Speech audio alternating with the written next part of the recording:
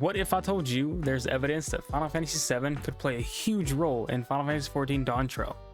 There seem to be some clues that could potentially hint at one of Dawntrail's biggest secrets in the art that was shown at FanFest in London this past week. That big secret being a major Final Fantasy VII villain to make an appearance in Final Fantasy XIV's newest expansion, Dawntrail. Before we move on, be sure to like and subscribe for more Final Fantasy and Square Enix content. It takes just a second and it really helps out the channel, so I'd greatly appreciate it.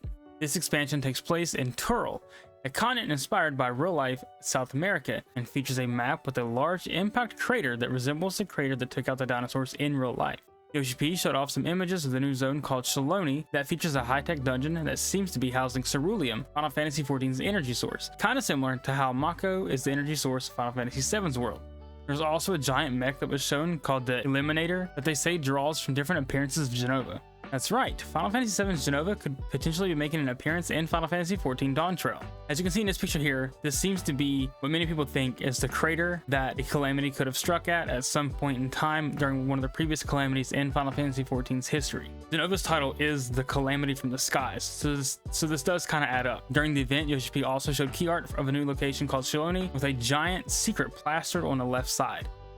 So there is something very important to the story located here. Something that I think could be Final Fantasy XIV's equivalent to Midgar. This area could be filled with large amounts of Ceruleum. Yoshi P then said later images could give a hint as to what exactly is being covered up here. I think that the area that's shown here in this key art is very similar to that of Midgar, with its desolate wastes and stuff around it.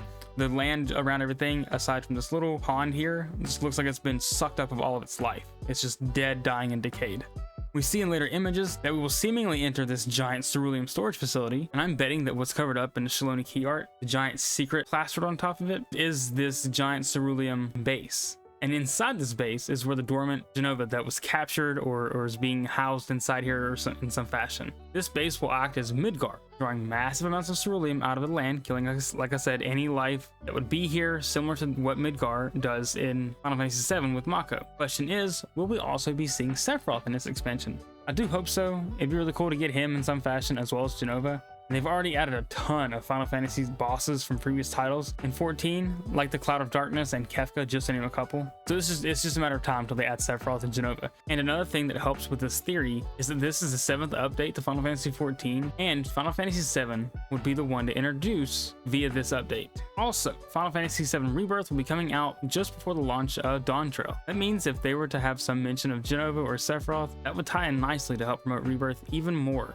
So overall, everything does seem to point in that direction. I'm still a bit skeptical, but I am very hopeful at the same time. But I want to hear from you guys. Would you want to see Jenova incorporated into the story of Final Fantasy XIV, or would you just rather that stay separate or just not yet? And for more Final Fantasy XIV content, check out this video here. Thanks for watching, and I'll see you guys in the next one. Peace.